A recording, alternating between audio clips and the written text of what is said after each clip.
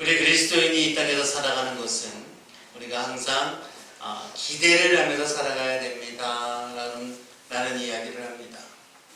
그리고 이것은 우리 그리스도인에게 있어서 마땅한 신앙의 덕목 중에 하나이기도 합니다. 기대하면서 살아가는 것, 끝내는 승리하리라 라는 말씀은 하나님께서 우리에게 주신 기대이며 희망이다 라는 사실을 꼭 기억하시고 이 땅에서 살아가면서 꼭 승리하시는 저와 여러분 되기를 주님의 이름으로 축원드립니다. 그렇다면 우리는 어떤 기대를 해야 되는가? 하나님께서 내 일생에, 내 인생에 어떤 놀라운 일을 하실 것인가?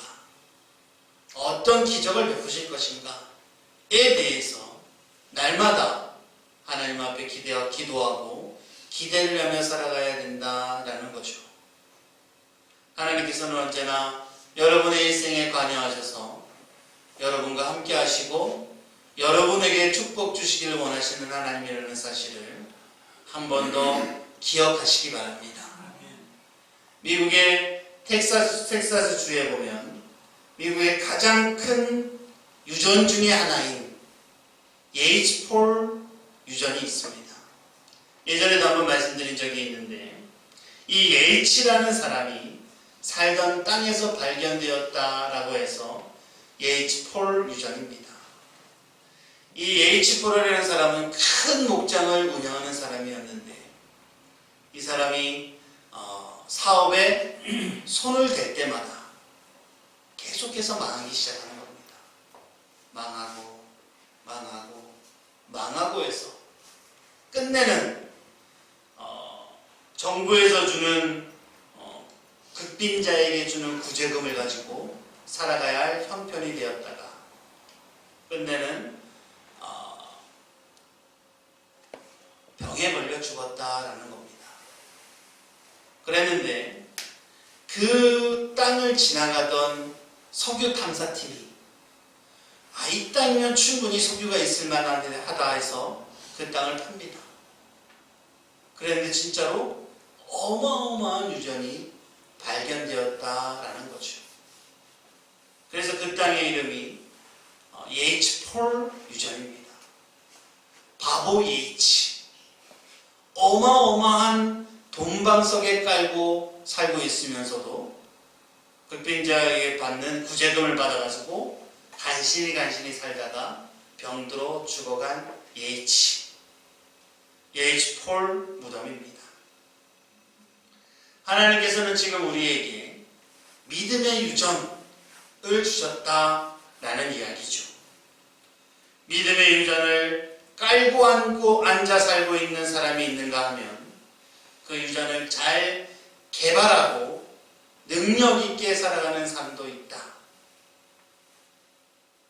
후자 되시는 저와 여러분 되기를 주님의 이름으로 축원드립니다. 하나님께서는 우리에게 기적의 씨앗을 주셨다라는 겁니다. 이 기적의 믿음의 씨앗을 심어서 하늘의 보화를 누리는 사람이 있는가 하면 30배, 60배, 100배의 결실을 거두는 사람이 있는가 하면 실패하는 사람도 있다라는 겁니다. 언제나 그렇죠.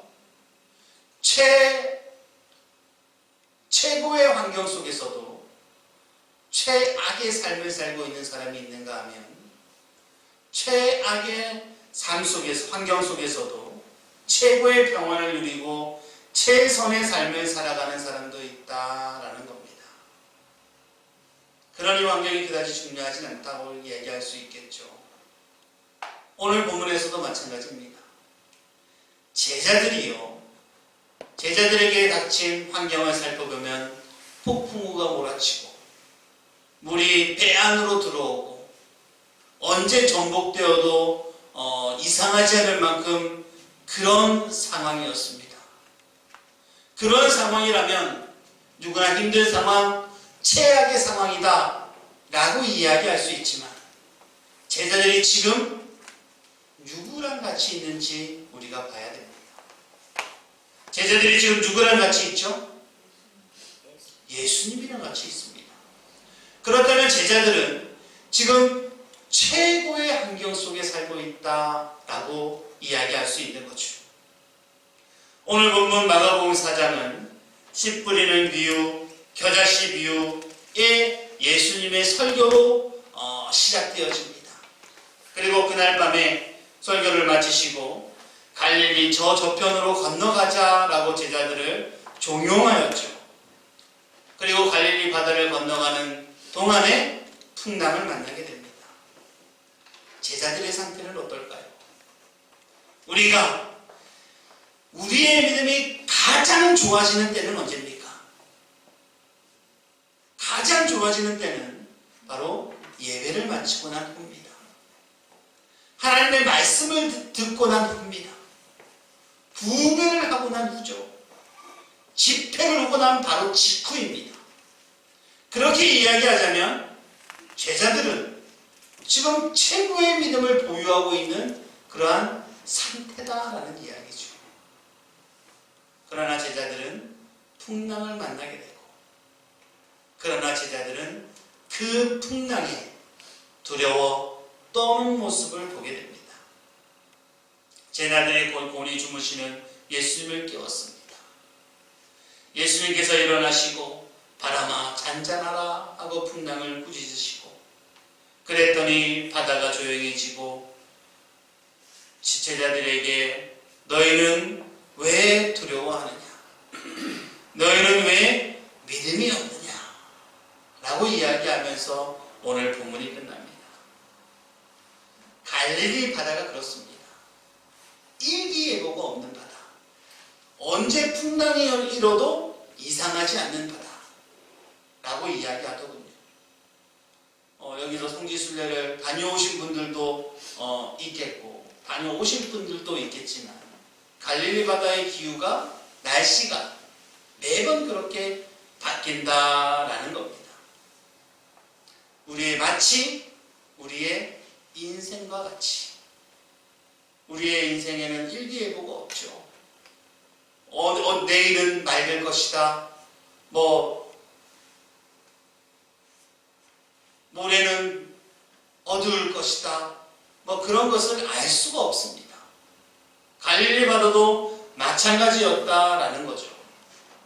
건강한 사람들도 질병으로 쓰러질 때가 있고, 노련한 경영자들도 사업의 실패를 겪을 수 있습니다. 그리고 누구보다도 대단한 믿음을 가진 사람도 신앙의 시험을 받고 실패할 수도 있다라는 사실을 여러분이 기억해야 합니다. 우리가 이처럼 인생의 바다에서 믿음대로 순종하고 살던 사람들도, 제자들처럼 예수님을 잘 모시고 살던 사람들도, 예수님과 함께 동행하는 사람들도 시련을 만나고 고난이 있을 수 있다라는 겁니다. 고난이라고 해서, 시련이라고 해서 꼭 하나님께서 주시는 징계의 채찍이 아니라는 사실을 여러분이 한 번 더 유념하시기 바랍니다. 제자들이 이해할 수 없었던 사실이 또 하나 있습니다.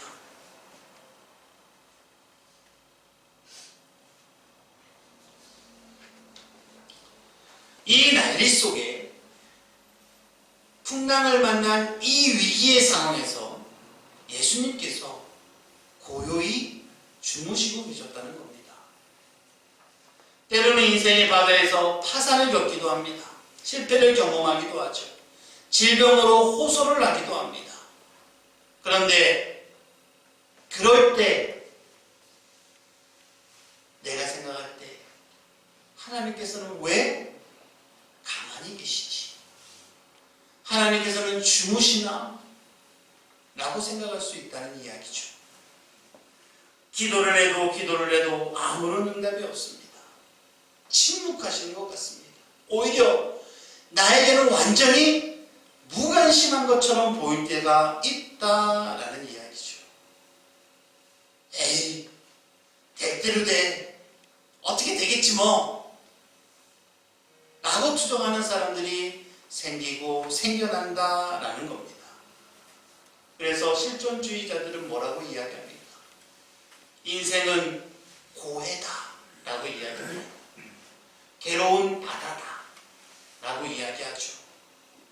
인생은 바람 부는 이 바다 한가운데 혼자 태어나 혼자 죽는 바다다.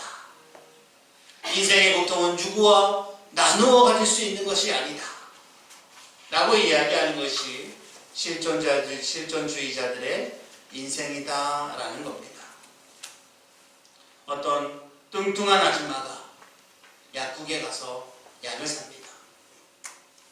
약사님, 살 빼는 약 주세요.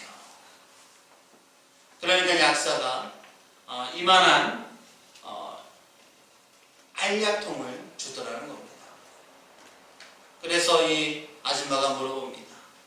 하루에 몇 알씩 먹을까요?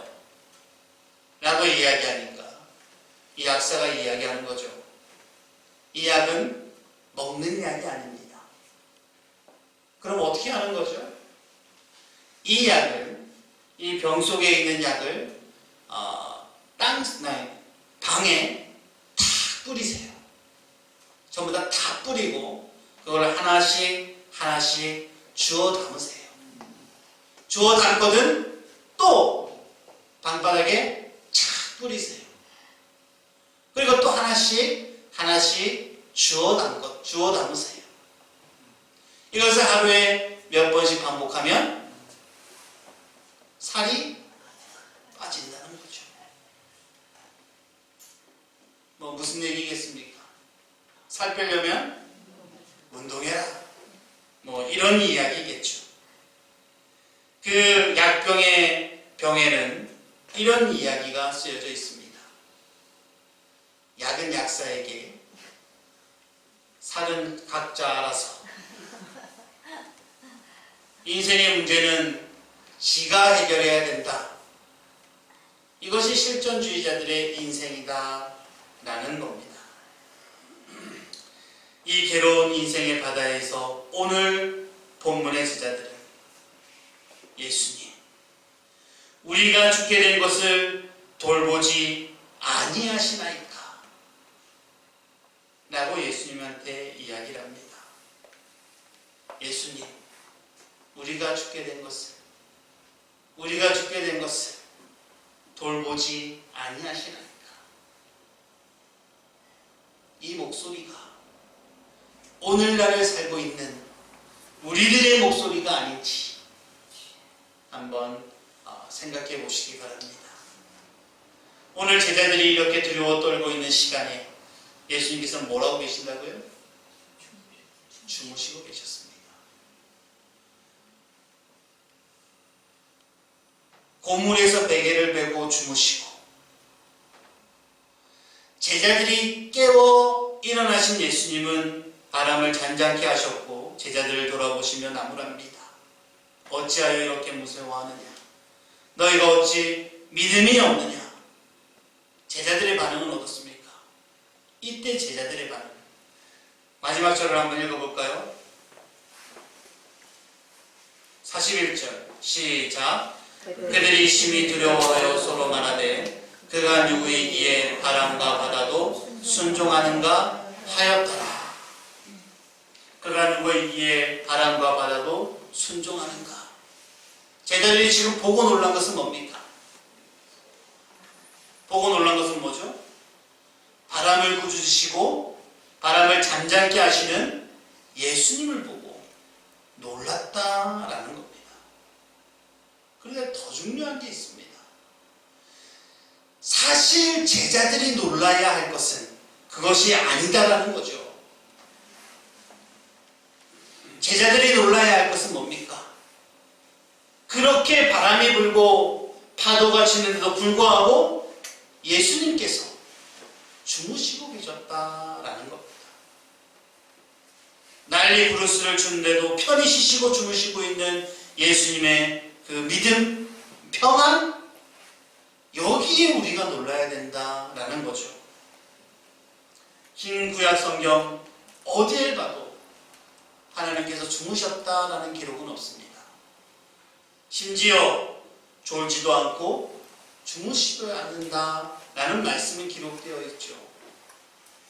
성경 전체 딱 이곳만 예수님께서 주무셨다라고 기록되어 있습니다.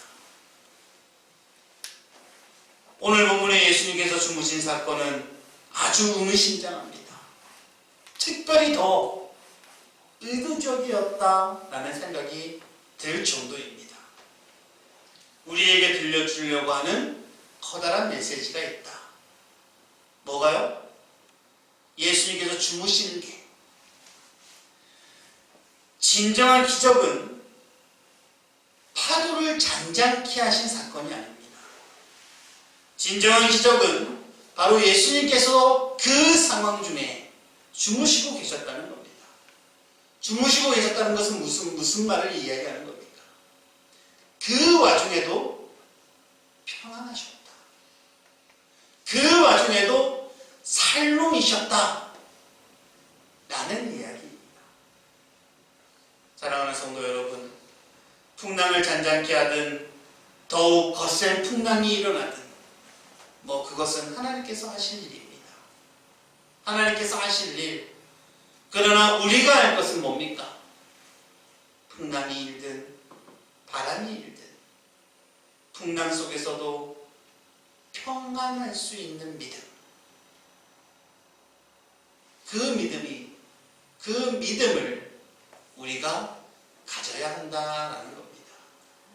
예수님의 주무심, 이것을 뜻하는 바가 아닌가 라는 생각이 듭니다. 예수님께서 바로 이것을 우리에게 기대하시지 않는가 라는 생각이 듭니다. 그렇다면 우리가 정말 구해야 할 것은 뭡니까? 바람을 잠잠케 해주세요. 파도를 멈춰주세요. 가 아니라 어떠한 환경 속에서도 내가 평안하게 해주세요. 라고 하나님 앞에 기도해야 된다. 혹은 어떠한 상황에서도 내가 평안을 누릴 수 있도록 내 믿음의 분량을 늘려주세요. 라고 하나님 앞에 기도해야 된다라는 거죠. 풍랑 속에서도 평안할 수 있는 것, 이것이 바로 진짜 기적이다라는 겁니다. 오늘 우리 주님이 주시는 절대적인 평강이 여러분과 여러분의 가정에도 넘쳐나기를 주님의 이름으로 축원드립니다. 그러므로 문제는 뭡니까? 환경이 아니라 우리의 믿음이 문제다라는 겁니다. 메리 큐스 마네라는 부인이 있습니다.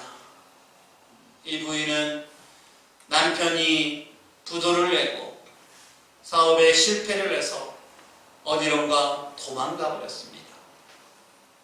하루아침에 살림을 다 잃어버리고 알거지가 되어서 길거리로 나앉게 되었죠. 돈이 없으니까 어린 아들이 문방구에서 연필 한 자루를 훔쳤다가 학교에서 퇴학을 당하게 됩니다. 이렇게 살면 뭐하나 싶어가지고 아들과 함께 죽으려고 가스를 킵니다. 가스가 스며 나오면서 정신이 몽롱할 쯤에 옆집에서 찬송 소리가 들리는 겁니다. 내 모든 시험 무거운 짐을 주 예수 앞에 아래이면 근심에 쌓인 날 돌아보사 내 근심 모두 맡으시네.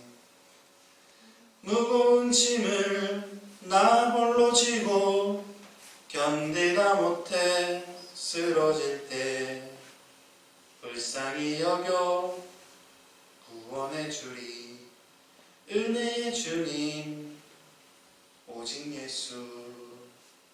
이런 찬양이 들리는 겁니다. 내가 죽을 생각을 하면서 왜 기도할 생각은 안 했지? 라는 생각이 들리더라는 거죠. 아들을 밖으로 내보내고 가스 방 한가운데에서 무릎을 꿇고 기도를 올리는데 눈물이 쏟아졌더라는 겁니다. 용기가 내어졌습니다. 시골로 내려가서 빈집 하나를 얻어서 새 삶을 꾸리기 시작했고, 훗날 그의 아들은 누구보다도 잘 성장한 아들이 되었다. 그녀의 자서전에 근심이여 안녕이라는 그녀의 자서전에 메리 큐스만의 부인은 이렇게 이야기합니다. 죽을 수 있는 용기를 가진 자여, 하나님 앞에 기도할 수 있는 용기로 바꾸어 보십시오. 100번의 단식보다 한 번의 기도가 여러분에게 기적을, 여러분에게 축복을 가져다 줄 수 있다는 사실을 꼭 기억하시기 바랍니다. 100번의 절망보다 한 번의 믿음이 여러분의 운명을 바꾸어 줄 거라는 사실을 기억하시기 바랍니다. 오늘의 제목이 뭐라고요? 기대하며 사세요. 기대하며 사세요. 어리석은 사람들은요, 어려움이 있을 때마다, 시련이 부딪힐 때마다, 고난의 한가운데 서 있을 때마다 왜 나한테 이런 일이 생기나 되묻고 되묻습니다. 그러나 오늘 본문에서도 보면 제자들도 왜 우리가 갈릴리 한가운데에서 이 고생을 하느냐에 대해서, 이유에 대해서 성경은 침묵합니다. 아무도 모릅니다. 왜 갑자기 풍랑이 일어났느냐? 아무도 모른다라는 거죠. 대신에 오늘 본문이 우리에게 하고자 하는 말씀은 있다. 그 시련, 그 풍랑 한가운데 예수님께서 함께 동행하신다라는 겁니다. 우리는 절대 혼자가 아닙니다.